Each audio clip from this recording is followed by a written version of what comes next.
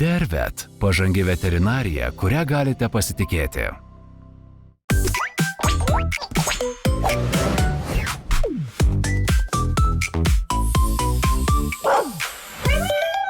Esame Dervet gyvūnų ligoninėje Vilniuje, Lazdynuose ir šalia manęs yra gydytoja Austėja.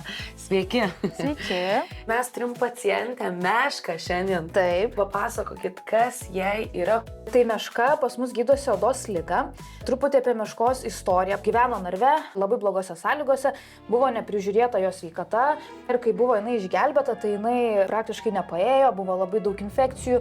Apskritai šitos veislės yra jos sudėtingesnės, jų sveikata sudėtingesnė. Dėl jų anatomijos jie labiau turi pėdų ligas, sąnarių ligas, stuburo ligas, akių ligas, dėl to suplotos snukučio ir nosytės ir gomurys būna užkrentas, sunku kvėpuoti. Ir būtent daugyklose nėra kreipiamas dėmesys į šunų sveikatą.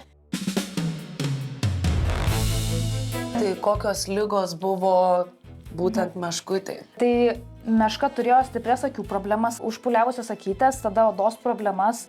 Tai va, jeigu matot, pas Meškutę yra toks makro uždegimas ir jisai jau gerėjantis, va šitose odos raukšlytėse, tiesiog pa šitų šunis labiau metas infekcija, tai mes turim prižiūrėti šitas vietas labiau. O kaip jas prižiūrėti? Tai tiesiog ar nėra valymas, antiseptika ir pirminės problemos valdymas, kas yra alergija. Pasižiūrim nosis raukšlę. Kodėl tu pasislėpi Mešką?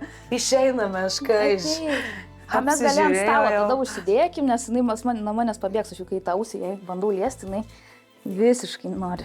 Taip, tai ką mes turim čia, lėtinio uždegimo paveikta pėdutė. Jeigu matot, va čia yra toks kaip padidėjęs padukas, ar ne? Turėtų viskas čia eiti, o jinai neša svorį ant šitos vietos. Tai reiškia, kad dėl alergijos ir lėtinio uždegimo, taip pat dėl konformacijos, tai dėl tiesiog sudėjimo, dėl anatomijos, dėl sąnarių būna problemų, svoris nešasi, pavyzdžiui, labiau šitą vietą.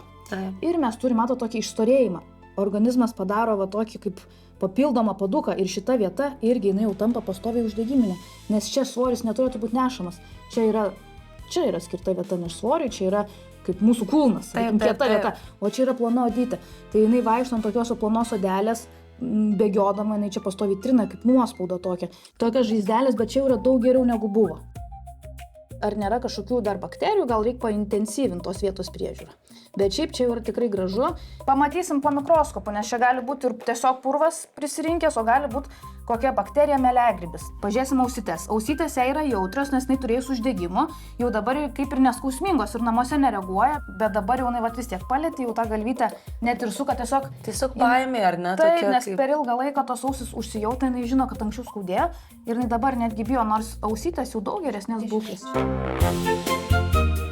Kairė iš vis graži, tai čia praktiškai ir išskirų nėra ir matėsi, kad jos dešinioji ausytė yra bloga. Tai ar galim grįžti pas Meškos šeimininkus ir pranešti geras naujienas jiems? Pranešam, nes tikrai labai pagerėjimas yra ženklus, jau nebėra bakterijų, ką mes matėm prieš 2 savaitės, tai iš esmės pasitarsim su šeimininkais dėl to, kaip profilaktinio plano, kad tas ausis palaikyti, sakykime, tą mikroflorą tokia kaip supresuota ir tikėkime, kad Meškos uždegimas bus toks suvaldytas.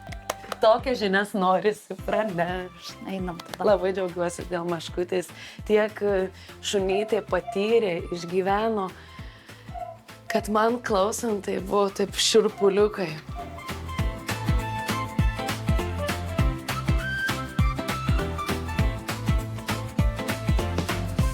Dervet – pažangi veterinarija, kurią galite pasitikėti.